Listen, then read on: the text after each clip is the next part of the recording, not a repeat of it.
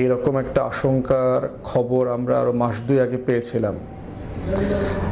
Particularly আমাদেরকে একটা source জানিয়েছে যে আমার নিজের কথা বলেছে ওসমান হাদি এবং হাসনাত তিনজনকে অ্যাসাসিনেট করার জন্য একটা পরিকল্পনা করা হয়েছে। এবং ওইটা হচ্ছে আপনাদের মনে থাকার কথা যে কয়েক মাস আগে এস আলম এবং শেখ হাসিনার সাথে যে মিটিং হয় 4,000 কোটি টাকা এবং অরাজকতা তৈরি করবার যে ঘটনা ঘটে তার ইমিডিয়েট পরেই হচ্ছে একটা হিট লিস্টের ব্যাপারে আলোচনা হয় এবং সেখানে আমাদের তিনজনকে পার্টিকুলারলি বলা হয় আর কি যে তাদেরকে তারা হিট করবে।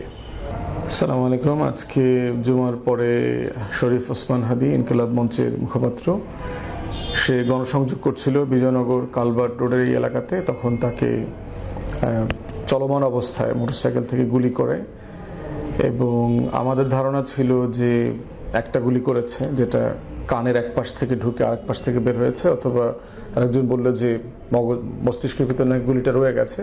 তো টেকনিক্যাল জায়গায় আমি যাব না। আমাদের মূল বিষয় হচ্ছে যে এইরকম একটা আশঙ্কার খবর আমরা আরো মাস দুই আগে পেয়েছিলাম। পার্টিকুলারলি আমাদেরকে একটা সোর্স জানিয়েছে যে আমার নিজের কথা বলেছে ওসমান হাদি এবং হাসনাত তিনজনকে অ্যাসাসিনেট করার জন্য একটা পরিকল্পনা করা হয়েছে। এবং ওইটা হচ্ছে আপনাদের মনে থাকার কথা যে কয়েক মাস আগে এস আলম এবং শেখ হাসিনার সাথে যে মিটিং হয় 4,000 কোটি টাকা এবং অরাজকতা তৈরি করবার যে ঘটনা ঘটে তার ইমিডিয়েট পরেই হচ্ছে একটা হিট লিস্টের ব্যাপারে আলোচনা হয় এবং সেখানে আমাদের তিনজনকে পার্টিকুলারলি বলা হয় আর কি যে তাদেরকে তারা হিট করবে। তো তখন আমরা যেহেতু সোর্সটা খুব ক্রেডিবল এবং খুবই বিশ্বস্ত মনে হয়েছে, আমরা তখন এক দুজন খুব গুরুত্বপূর্ণ পত্রিকার সাংবাদিক এবং সম্পাদকদের সাথে বসেছি, কথা বলেছি, তাদেরকে জানিয়েছি। আমরা তিনজনই ছিলাম ওই মিটিংগুলোতে এবং তাদেরকে কনসার্নগুলো বলেছি। তো আজকে যেটা হয়েছে যে গত রবিবারে আমার প্রোগ্রামে অ্যাটাক করেছে বরিশালে বাবুগঞ্জে। আজকে ওসমান হাদি আক্রান্ত হয়েছে এবং খুব ব্রুটালি আক্রান্ত হয়েছে। হাসনাত তো দফায় দফায় অনেকবার আক্রান্ত হয়েছে, আক্রমণের শিকার হয়েছে। তো সেই বাস্তবতায় সবাই আমাদের নিরাপত্তা নিয়ে যেমন চিন্তিত, প্রচুর মেসেজ আমরা পাচ্ছি। আমরা সবার প্রতি অনেক কৃতজ্ঞতা, শুকরিয়া এবং আল্লাহ তাআলার কাছে দোয়া করা। নিরাপত্তা এমন একটা জিনিস যে পৃথিবীতে আসলে কোনো ফোর্স, কোনো ব্যক্তি, কোনো সংস্থা, বাহিনী আসলে কাউকে নিরাপত্তা দিতে পারে না। নিরাপত্তা দেওয়ার মালিক আমরা বিশ্বাস করি আল্লাহ রাব্বুল আলামিন, এবং উনি নিরাপত্তা দেন এবং নিরাপত্তা কেড়ে নেন। তো সেই জায়গাতে আল্লাহ তাআলার কাছে উপরে ভরসা করা, ওনার কাছে দোয়া চাওয়া ছাড়া ইনফ্যাক্ট আমাদের খুব বেশি কিছু করবার নাই। আর বাকিটা হচ্ছে যে এই সন্ত্রাসীরা আসলে কি করতে চাচ্ছে, কারা কারা হতে পারে এখানে। প্রথমত হচ্ছে যে আমি যাদেরকে সাসপেক্ট করি সেই সাসপেক্টের জায়গায় প্রথম হচ্ছে যে এস আলমের টাকায় হাসিনার সাথে দিল্লিতে যে মিটিং হয়েছে, দিল্লির যে আধিপত্যবাদের বিরুদ্ধে আমরা কথা বলি, আজাদির জন্য কথা বলি, সেই অংশটা। এবং আমাদেরকে তো হাজার হাজার মেসেজ ফোন দিয়ে কন্টিনিউয়াসলি এই হুমকি ধামকি, এরপর হচ্ছে আমাদের ফোন নাম্বার আওয়ামী লীগের বিভিন্ন সাংবাদিকদের মাধ্যমে আওয়ামী লীগের বিভিন্ন ব্যক্তি এগুলো পাবলিক করে দেয়। সেখান থেকে আমরা শত শত হাজার হাজার ফোন মেসেজ আসে, গালাগালি, হুমকি, মেরে ফেলবে, এটা সেটা, এগুলো তো আমরা কন্টিনিউয়াসলি পাই। তো এই ঘটনাটা ঘটার পরে এখন মনে হচ্ছে যে পরিকল্পনা এবং আশঙ্কার কথা আমরা অ্যাজ এ হোলসেল সবসময় আলোচনা করেছি, কথা বলেছি, টকশোতে, মিডিয়াতে কথা বলেছি, এবং গত 2-3 মাস আগের যে খবর এবং পত্রিকার একাধিক সম্পাদকের সাথে যে আমরা বসছি, সেগুলোর ঘটনার সাথে অনেক কিছু এখন যেন কেমন একদম মানে অক্ষরে অক্ষরে মিলে যাচ্ছে আর কি। আমরা যারা আওয়ামী লীগ এবং দিল্লির আধিপত্যবাদ সম্পর্কে জানি, তাদের পক্ষে এই ধরনের ঘটনা ঘটানো খুবই স্বাভাবিক। তারা এই ধরনের ঘটনা হাজারবার ঘটিয়েছে বাংলাদেশে, এবং আমরা ইতিহাস থেকে বারবার বলেছি কিভাবে দিল্লির সহায়তায় আওয়ামী গুন্ডা বাহিনী এই কাজগুলো, এই অরাজকতার রাজনীতিকে প্রাতিষ্ঠানিক রূপ দিয়েছে গত 40-45 বছরে। এবং তাদের এমন একটা মানুষ, তাদের নেতা নেত্রী হাসিনা, যে আসছেই হচ্ছে একটা জিঘাংসা নিয়ে বাংলাদেশের রাজনীতিতে খুনের রাজনীতি করবার জন্য। এবং 75-এর ঘটনায় যাদের মৃত্যুদণ্ড দিয়েছে তার ভিতরে একজনকে তো জবাই করে হত্যা করেছে। কর্নেল হুদা, তার ছোট ভাই আমাকে নিজে ব্যক্তিগতভাবে বলেছেন যে তারা গলায় মানে জবাই করার চিহ্ন পেয়েছেন, যেটা সেলাই করা ছিল, যদিও তারা সেই সময়টাতে এগুলো নিয়ে কথা বলতে পারেন নাই। তো সেই বাস্তবতায় আওয়ামী লীগের রাজনীতি সম্পর্কে তো আমরা জানি। মতিউর রহমান রেন্টুর বই যারা পড়েছেন আমার ফাঁসি চাই তারা জানবেন। এছাড়া অন্যান্য রাজনৈতিক কলাম এবং বই পুস্তক নিয়ে যদি ঘাটাঘাটি করেন আপনারা দেখবেন যে আওয়ামী লীগের ডিএনএর ভিতরে এই চরিত্র রয়ে গেছে। তো এই বোটা দাগে হচ্ছে আমি প্রথম সাসপেক্ট করি হচ্ছে এই ফোর্সটাকে আর কি। দ্বিতীয় যাদেরকে আমরা সাসপেক্ট করি সেটা হচ্ছে বাংলাদেশের ডিপ স্টেট, যেখানে প্রশাসনের বিভিন্ন জায়গাতে যেখানে আওয়ামী লীগের দোসর এবং দিল্লির গোলামরা চুট্টি মেরে বসে আছে। তারা বিভিন্ন সময় বিভিন্ন আঙ্গিকে দেখবেন আওয়ামী লীগকে পুনর্বাসন করা, আওয়ামী লীগ জাতীয় পার্টি ছাড়া নির্বাচন ইনক্লুসিভ হবে না, জুলাই গণ অভ্যুত্থান মুক্তিযুদ্ধের বিপক্ষের শক্তি, রাজাকার জঙ্গি মৌলবাদীদের উত্থান হচ্ছে, এই সবগুলো বিষয়কে দেখবেন বয়ান আকারে তারা হাজির করবার চেষ্টা করে। এবং এই ডিপ স্টেটের বিভিন্ন অংশ বিভিন্ন সময় আমাদেরকেও এই হুমকি ধামকির মধ্যে রাখে আর কি, যেটা আওয়ামী ফাসিবাদের আমলে আমরা দেখেছি।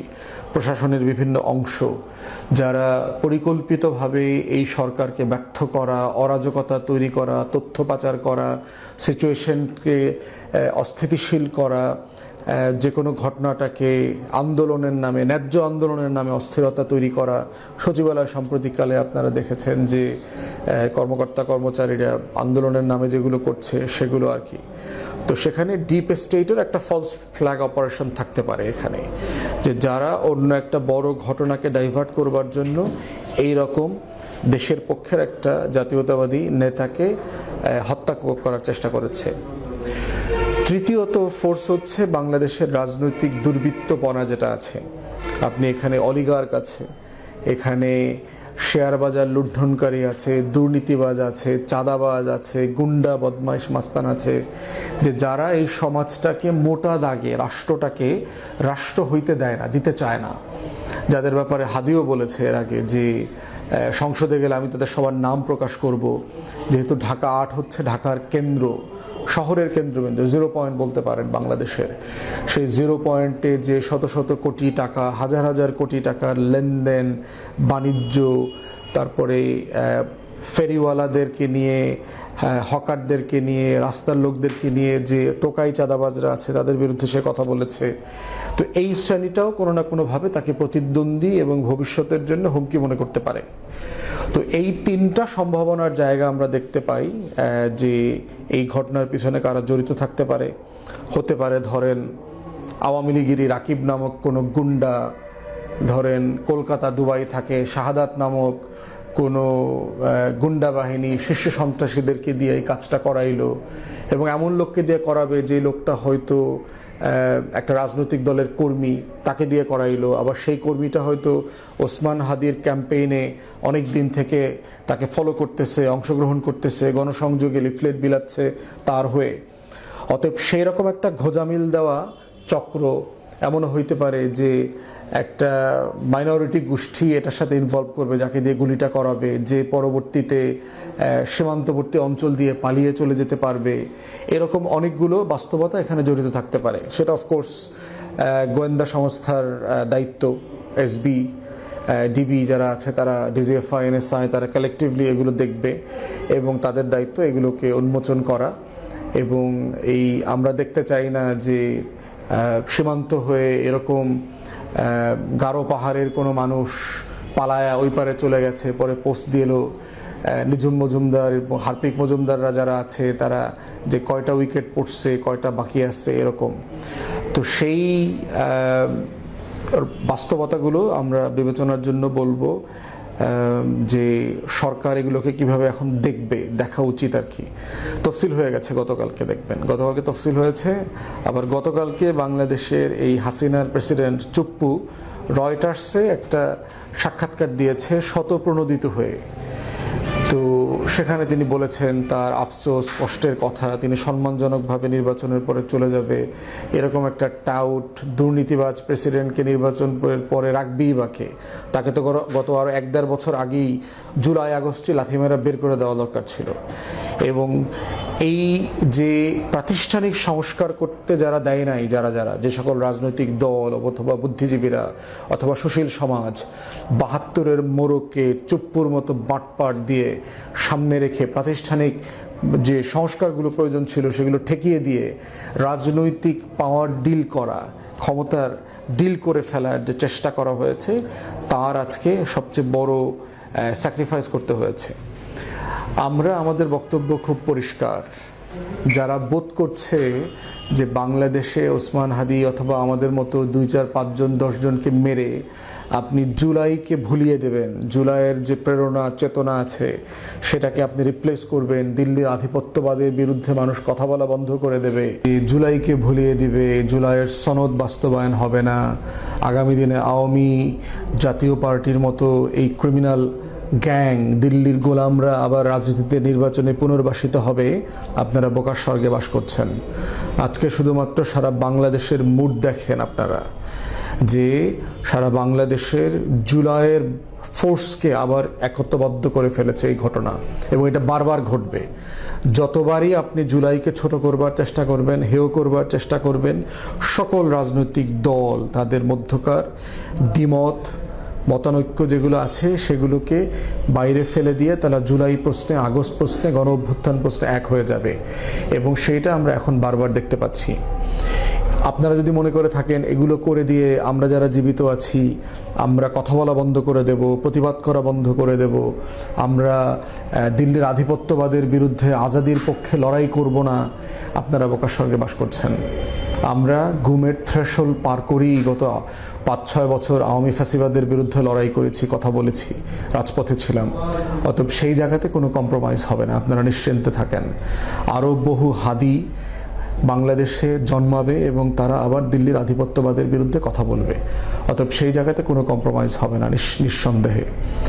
আপনারা যদি মনে করে থাকেন যে বাংলাদেশে একজন হাদিকে হত্যা করে আপনারা তার ভয়েসকে নিবৃত করে দেবেন, আপনারা দেখবেন কালকে থেকে বাংলাদেশের প্রত্যেকটা চা দোকানদার হাদি হয়ে গেছে, বাংলাদেশের প্রত্যেকটা রিক্সাওয়ালা, সিএনজিওয়ালা শরীফ ওসমান হাদি হয়ে যাবে, বাংলাদেশের প্রত্যেকটা পথিক, ফেরিওয়ালা, ট্রাকাই, শ্রমজীবী মানুষ ইনকিলাব মঞ্চের প্রতিনিধি হয়ে দাঁড়িয়ে যাবে, বাংলাদেশের ছাত্র জনতা, সিপাহী, জওয়ান, বাংলাদেশের লাল সবুজের পতাকাকে যারা ভালোবাসে তারা প্রত্যেকে এক একজন শরীফ ওসমান হাদি হয়ে এই লাল সবুজের পতাকার পাহারাদার হয়ে যাবে।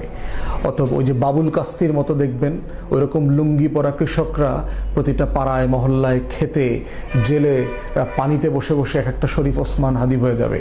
তারা সবাই দিল্লির আধিপত্যবাদের বিরুদ্ধে কথা বলবে। কেউ এই লড়াই, এই আজাদির যে উন্মাদনা, এই আজাদির যে স্বপ্ন, আকাঙ্ক্ষা, সেখান থেকে আপনারা এই প্রজন্মকে নিবৃত করতে পারবেন না। আজকে থেকে দেখবেন পুরো বাংলাদেশটাই লাল সবুজের পতাকা মরা একটা শরীফ ওসমান হাদি হয়ে গেছে, এবং এটাই হচ্ছে ইনকিলাব জিন্দাবাদ হওয়া এবং থাকার লড়াই।